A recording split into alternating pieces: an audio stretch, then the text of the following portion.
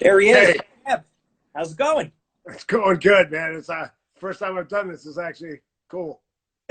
Yeah, not bad, right? This first time I did it was like about a week ago, and now we did it a few times. Awesome. How are you doing? Have you have you been staying safe? Oh yeah, we're keeping busy, staying at home. I've cleaned out my garage, cleaned out my office. I don't know what I'm cleaning next, but we'll figure something out. Doing some of the Am I, chores that you mentioned for a while? am I on like a? Do I have like a filter or something on? Why are their No. hearts going? Oh, heart. Was that just people putting stuff up? Yeah, the hearts just mean people are happy. Wait, If you, the hell's on? I was gonna All say, right, go if you ahead. had bunny ears, then you could be concerned. You don't. Okay, all right, so we're good. No ears yet. I saw you kicking the crap out of your heavy bag. That was awesome today. Oh yeah, we're having a little fun with it. But yeah, so I got it all set up. We got all my workouts here, so we can still work out. So stay in the shape. Yeah, We're that's what getting I was. back in shape. Actually, for me, I'm coming off of 2 surgeries, and it's kind of been a good time to start easing back into getting workouts in. Yeah, yeah. You get healthy again? Oh yeah, for sure. Yeah, I'm clear to do everything now. So I had a neck surgery and a knee surgery. Just wear and tear. Everyone's like, "Oh man, what happened?" I'm like, I beat myself up for about 30, 40 years. So, it Right. happens. It takes its toll after a while, right?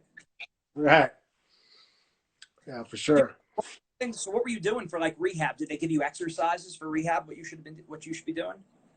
They didn't give me a lot of specific stuff. They kind of let me do my own thing. I've been doing this a long time, and it was just coming off of, just coming back from it was really easy. I went to therapy, went to the basic stuff, making sure I got my motion right away, and making sure, doing the stuff that, making sure you keep your flexibility and keep motion, keep working. Sure. But yeah, just I was trying to do everything right, do it and take time. Not big thing for me is not jumping back into it too fast, because I Yeah, just want to once we get going, I'm just like, oh, okay, let's go. But your body hasn't been going that way for a while, so you need to build it back up and get it ready to go. that's what it is. And as a former college wrestler myself too, anytime I get back on the mat, I try to go at the same pace I used to, and it's like, no, it doesn't work like that. Yeah, yeah. Like even back when I was training, when I was fighting, I said, oh yeah, I take off time after a fight, but you really never took any time off. I was back in the gym next week. The time off meant I wasn't training me for a fight. I was training with Glover, Texero, or I was training with Scott Light, who was kickboxing. I was helping them get ready for fights. Yeah, Not, so you're always in the gym. Taking time off was at that time was basically just you weren't focused on you getting ready for a fight. did that help maybe like keep you refreshed so it wasn't like burning yourself out? Because long career, right? Doing it for a very long time. So it's how do you Well, keep refreshed and I motivated? I love what I did. That's one of the biggest things. I love doing it. But then, going in and I love going to the gym. I love working with guys. I like helping other guys out. They help me out. They help me get where I was at. They help me get ready for my fights. I like to be there to help them get ready for their fights. And I enjoy the time, man. I mean, just hanging out with the guys, busting each other's balls and having a good time with it. We That's it. give each other hard times. Yeah, yeah. And we always talk so much about mindset. What kind of things did you do to like stay relaxed and to keep yourself focused? Because of course there's a lot of pressure and you could get hurt in your sport. So what kind of things did you tell yourself Well, to stay calm and everything? I mean, the biggest thing for me was I needed to feel like I was going into a fight prepared. I needed to feel like I did everything I was supposed to do leading up to the fight. And I was always known for being so relaxed before a fight. And I was calm. I mean, my training and being nervous and getting worked up and worrying about and getting fired up ended that last day of training. Yeah. A week before the fight, really the last real day of training, a week before the fight was like, okay, I'm done. Now I relax.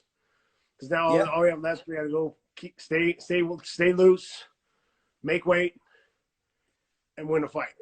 Go out and fight. Yeah. Go out and have some fun. And the fight was a reward for me. The training was the hard part. the fight was a reward. So I'm going out there now. All I got left is to have the reward. So what's there to worry about? And I was always a good like test taker, you know, growing up. I always, because I'd study. But as soon as I had to close the books and open the test, I relaxed because there's nothing left to do. Worrying about getting it right or not is not going to help you any. So why do it? And that's kind of how I feel about fighting. I worrying about it now.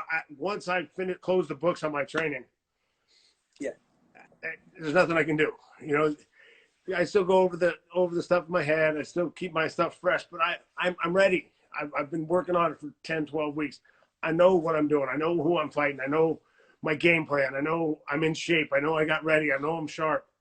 There's nothing to worry about really. That's not overthinking, seeing there being nervous and worrying about it all. For me, and this isn't for everybody. Some people they need that feeling, you know. But for me, that was allowed me to relax, and I'm not gonna waste energy being all tied up and bound, and you know, oh man, is this gonna happen? What if this happens? What if that happens? I've been through it all. I'm ready, and I just relax. In my observations watching you fight, because I try to look at the fighter, I try to get in their head, see what's going on there. My observations of you, correct me if I'm wrong, it seemed like you were very much in the present moment. Like the awareness was there, you're in the present. It didn't seem like you were thinking about the outcome of the fight or what happened before. It seemed like you were right there. I mean, did you feel like that? And what helped you get to that? That's a good way of putting it. I was always right there trying to set you up. I was so concentrated on worrying about reading what you're doing, how I can get you to do something I want you to do, react to something a fake that I do, or a combination. I get used to a combination, and then get you to react to it a certain way, and then I change it up so I can land something I need to, and it can end the fight. So I was always so concentrated on that. I wasn't worried about outcomes or what's going to happen next, or you know, I'm too busy fighting and trying to pick apart a guy who's usually, most of the guys I fought were really good guys. So I'm trying to pick apart some really good fighters. So I'm concentrating on what I'm doing in the moment, and that's, you know, and that's one of the things. Like, well, after I was done fighting, I figured out that I missed a lot was, you know, there's not a lot of time. I got once a day I'd go, you know, spar, go wrestle, go do jiu-jitsu, you know, train with a guy. And that was the only time my brain shuts off and just concentrates on one thing. You know, my brain racing a million miles an hour all the time about everything and all the different things I'm thinking about. So the only time I actually got to relax, I was really relaxed, was when I was out there training and fighting, because that's all I would just concentrate on. Even when I'm working with a guy that's not real good, when I'm sparring, I'm working on, okay, how can I make this more difficult for me? How can I, and it's easier to learn some of the stuff I do. It's easy to pick up those signals guys that aren't as good give you. You know, you don't have to pick on them, but you know, you can pick up, oh, okay, I see, it's a little more obvious. So now you can, once you learn how to read it on him, you can see it on someone bigger, someone better and better and better. I mean, I think, you know, funny thing is a Von Flu choke. I don't know if you know what that is, but it was a Von Flu, was a friend of mine, and he really developed that with meatheads at the gym. They were just big, muscle, strong guys that wouldn't let go of his head. When they're, you know, and he just kind of developed that choke from working with guys that weren't real good. They're real strong guys, but they weren't real good. And so they didn't know that they needed to let go and get out. So they just hold on until they choke themselves out. You know, so I mean, but that's a solid point you're making right there. Because one of the things we tell our wrestlers, because you know, there's a whole bunch of different teams around the country, and a lot of times high-level wrestlers in high school, especially, the whole team is kind of crummy, and then you have one guy who's a standout, but they're trying to be good on a crummy team. So one of the things we say is find ways to make it difficult for you, even with people you're a lot better than. And you kind of hit on that a little bit. So I wanted to, you said that basically, even if someone wasn't as good, you'd find ways to make it hard on yourself. I think that's a key. That's a key.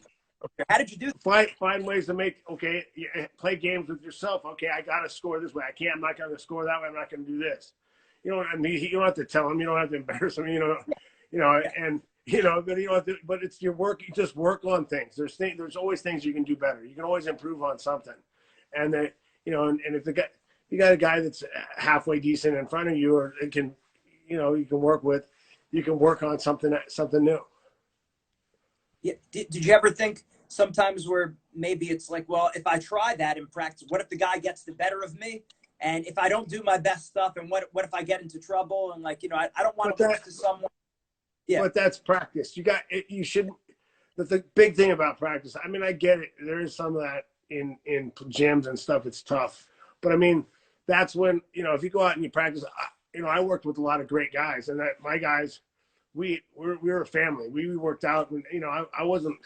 I'm not embarrassed to get caught by someone, or get taken down by this guy, or caught by that guy, because they're great, and we're working on something.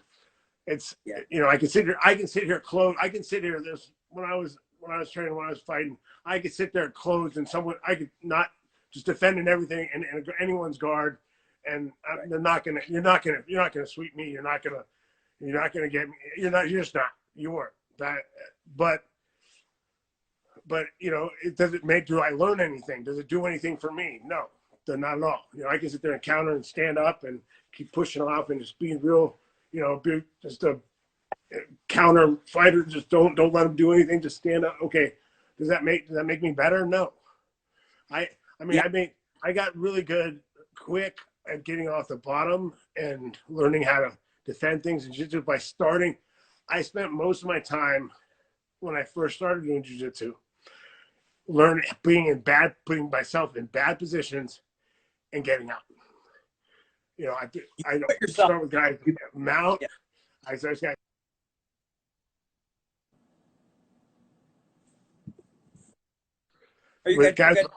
I started with guys with arm bars.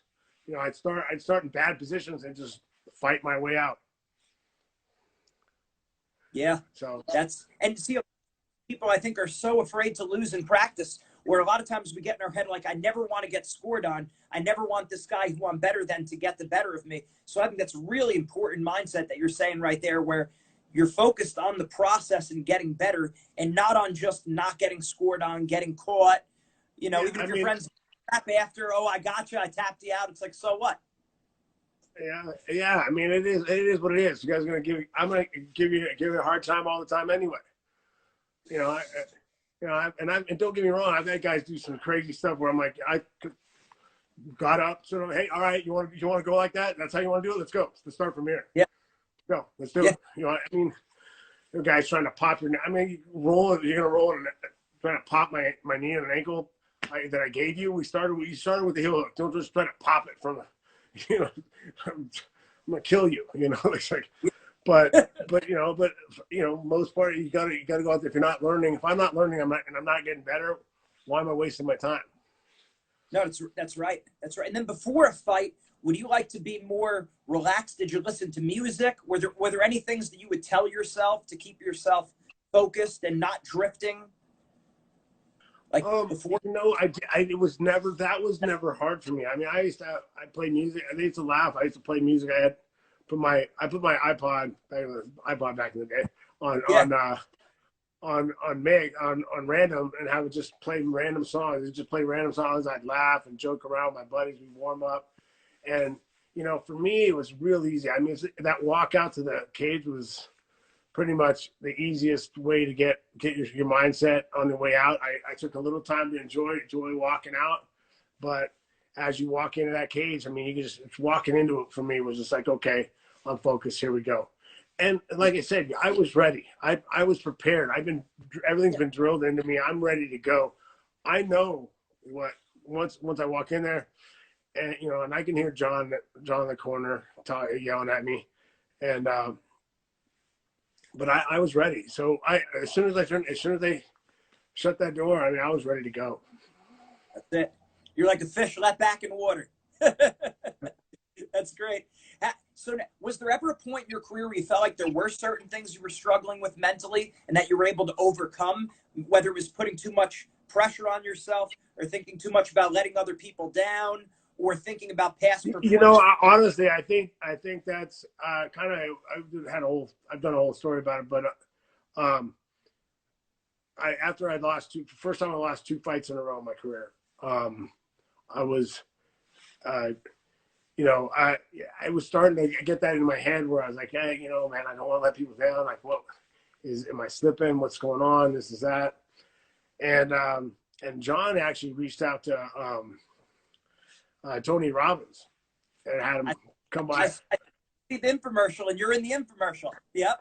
Yeah, he reached out to Tony Robbins and asked, because John was a big fan, and asked him to come out and talk to me and at my house. And I was like, you know, and I honestly, I was like, you know, I didn't know I knew him as Banana Hands at the time. I knew him, the guy from Shallow Hal. Yeah. Shallow Hal. Oh yeah. And so so he came in, and I was sitting there on comes in, I invited him to my house. He's sitting there talking. I'm sitting on my couch talking to him. I'm on my phone going, yeah, with my phone. My John's like, Slash, what are you doing? Like, he came all this way to talk to you, and I'm like, oh, you know what? Okay, that's not the right way to treat anybody. I shouldn't be doing this. I had a chip on my shoulder. Like, I don't need this guy. I'm a world champion. I'm this. I'm that. You know, but then I talked with him, and you know, he helped me work through. Like, it's one of those things that we need to find out what's, you know, everybody has things, and what's causing you to, you know, my job is to figure out what puts you in a slump. What's got you where you got your mind, how you got your mind out. And really, you know, and he actually later, he did guided meditation right before the fight. And I went out, and that was the last fight I won, actually. It was right after that I went out and fought the next day and won.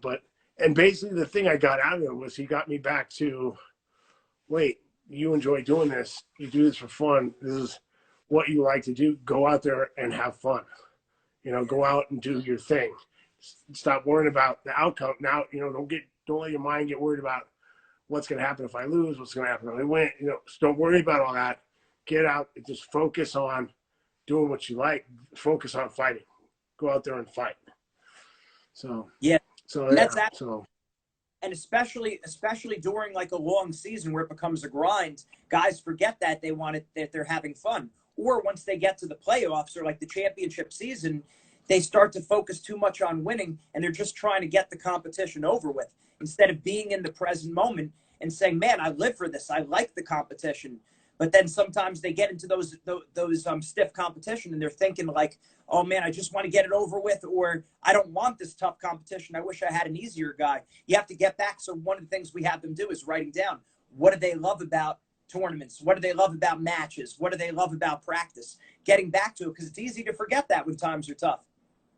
Oh yeah, and it is easy. I mean, it's hard. You know, it's the hardest part about, I think, the losing in the beginning. The first time I ever lost was, you know, kickboxing, where everyone was you know, he's the champion, and you know, everyone heard I lost, and then just looking at coming around, looking at your friends, like, they're like, they don't even want to look at you, right? And you're like, they don't know what to say. You're like, look, I'm fine. I messed up. I'll be back. I'm going to be better. Don't worry about it. You want to say that to them, but they don't want to say anything bad. So.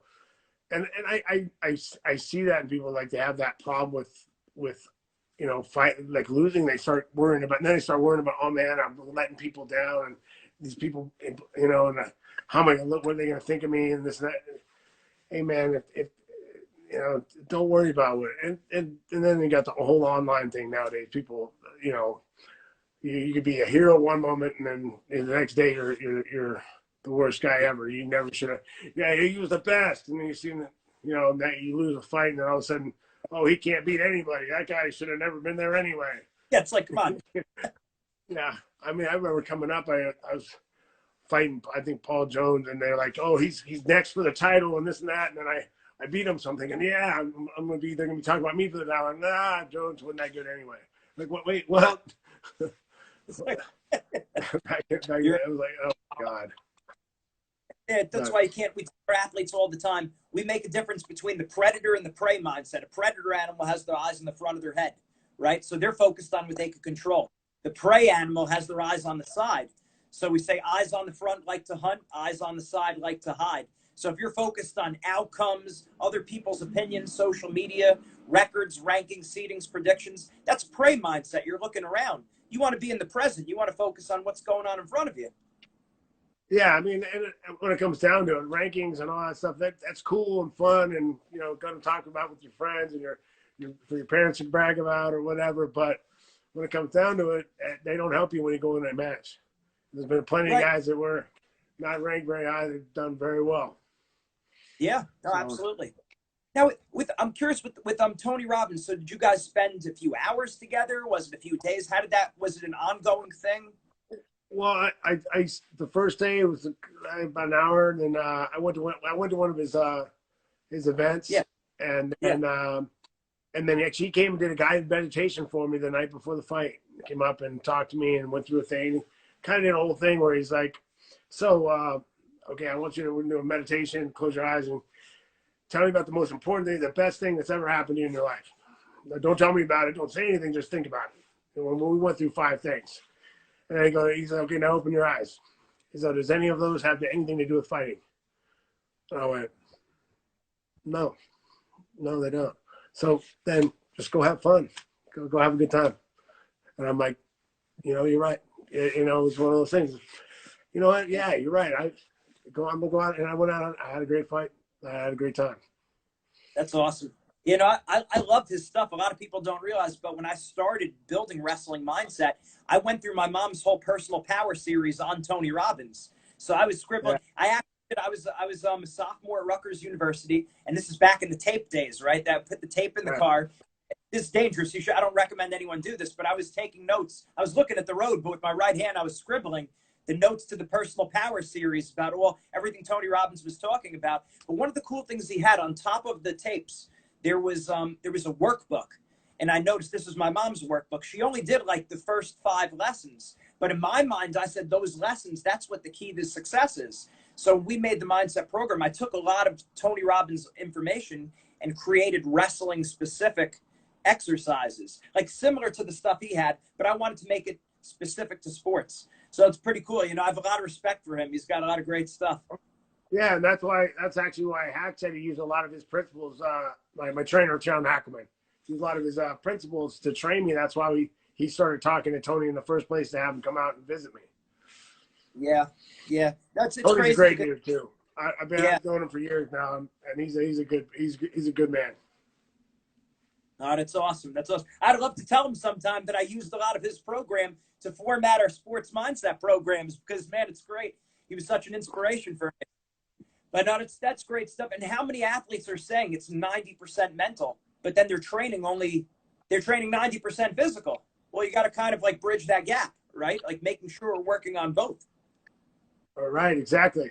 I mean, it's very important. And I do a lot of stuff with talk to guys, and I've always been as a coach, I'm kind of a little bit lazy that way. Is I tell guys I don't want to deal with the guy that's not mentally tough because I don't want to, because it's hard to teach, and sometimes some think that mental toughness is not an easy thing to build, but it's also something I've learned, and I always had this theory about it, but I think I've learned. It's one of those things. It's an everyday thing. It's not a sometimes thing. You can't turn it on and off. I try to tell guys all the time, you can't quit in practice because you're tired and expect to not do it when you're tired in a fight. Exactly. And I'm not talking about, hey, take it easy because but you're the only one that'll know. Are you taking it easy because you don't want to get hurt because you're just being careful, or are you taking it easy because you're tired? Hey, you're the only one that can know for sure if you give up because you're tired, or you let it go because you're too tired, or if your body gives out. You're the only one that knows that for sure. But if you continue to do it, you're not going to win. You have to learn. I mean, you have to teach yourself, and it's an everyday thing. It's not a sometimes thing. And I think if you start doing that about other things, you can. I read a lot on teaching it too. Nowadays, I got interested a little bit, but it's one thing. If you start just with simple routines and start building, you can build up that from just you promise yourself you're going to do this. I always talked about paying the piper when we were doing it, because we go, what you got to do tomorrow. So no matter what you do today, you go out tonight. I got my buddies. Hey, you want to go out? Go ahead. I don't care. Fighters want to go out and party, where you show up tomorrow. Yeah. and you give me 100%. Yeah. You go show up tomorrow and you give me 100%. If you Yeah. don't, then maybe you can't do that next time. Don't do that next time because you can't do it. But you got to pay the piper. You know what you got to do the next day. Get up and do it. But it's one of those things. No, I think you nailed it there. You're right that it's an all the time thing. A lot of times people, they compartmentalize it, and you're saying no. You're like, you don't compartmentalize it. If you can't, you're not going to turn it on. The problem is if you're not going to be. You can't turn it on and off at will. When time gets really tough, really hard, it's going to it's either going to be there or not. If you got to question it, then it might not be there for you. Maybe it will. Some people, maybe they can turn on, but certain things, you're better off the more consistent you are with it, the better you are. But if you can't quit in practice, you're probably going to quit in a fight.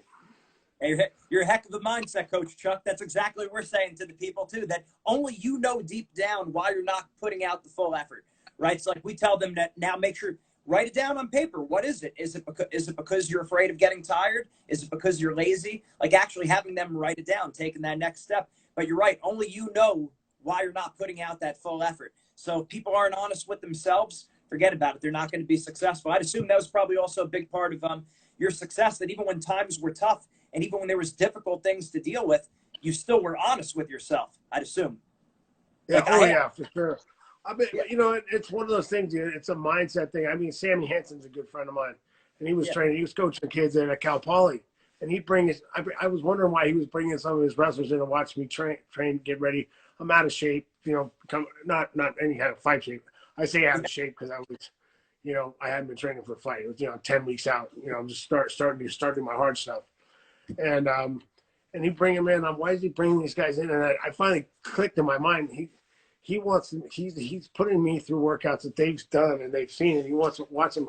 Look at this is a 40-year-old man, right, kicking your ass on this workout, and this is the first day of camp, and he wanted to be able to show him that and see this is what you want to be. You want to be him. You want to be a champion. That's what you got to do. Right. So it was kind of cool. I'm kind of that's kind of cool, but. No, you're right on that. You get those examples from guys like me, like that. You get that without even trying. I mean, I went and wrestled with Cal Poly practice. Just went and wrestled with the guys, and we did a competition at the end where you basically, it was 10 different stop and go things where however many you won, you got. So if you lost all 10, you had to do 10 sets of the sprints. But if you won all 10, you didn't have to do any. Well, I won all 10, and I ran all 10. And everyone was like, "What? Why are you running? Why are you both running?" I'm like, because I'm not letting you outwork me. Exactly. I never let anybody outwork me. I mean, when I was in high school, I had my wrestling coach. He wrestled for the police Olympics or whatever, the Olympic team, whatever their thing was, and at my same weight. And he actually made the mistake of challenging me for conditioning, and double or nothing for conditioning, and I pinned him in the first period, and then I said okay, and then he said okay, we're doing double. They're like, what? I was like, wait, we don't have to no, we're doing double. I won, we're doing double. So the whole team went to double. We did double conditioning. So, but that was the way I was. But I was always wanted to be in better shape than the guys I was wrestling when I back in. I wasn't the best technical wrestler in high school. But didn't have a lot of technique, so I needed to be in better shape than you to beat you. Yeah, no, and that's why Sammy Henson brought his wrestlers around you, because a lot of people think they're tough until you actually get around the best in the world and you realize there's a whole nother level to this, and I could really elevate my game. So that's why we tell all of our people all the time, you got to study the best people in the world, right? That's why all these insights you're with us, your training, your mindset, like. That is huge. I hope our viewers are taking notes. I love that. That's one of the reasons I loved having Sammy around. He came around late in my career, but man, he not to mention his technical thing, but he just his mindset and he's really fun to have around. Keeps you on your toes. That's great. That's great. Awesome stuff, Chuck. Hey, I really appreciate it. I could do this all night, but great. I thank you for coming on. Thank you for all the great tips you've shared. Like I said, I hope all of our viewers, you get to study from the best in the world, listening to his mindset and what he does to train. Man, that should just fire everyone up. Everyone should be ready to go for a run now. Thanks, Chuck. I appreciate it. All right, man. Take it easy, guys. All right, Nice talking to you. Stay safe.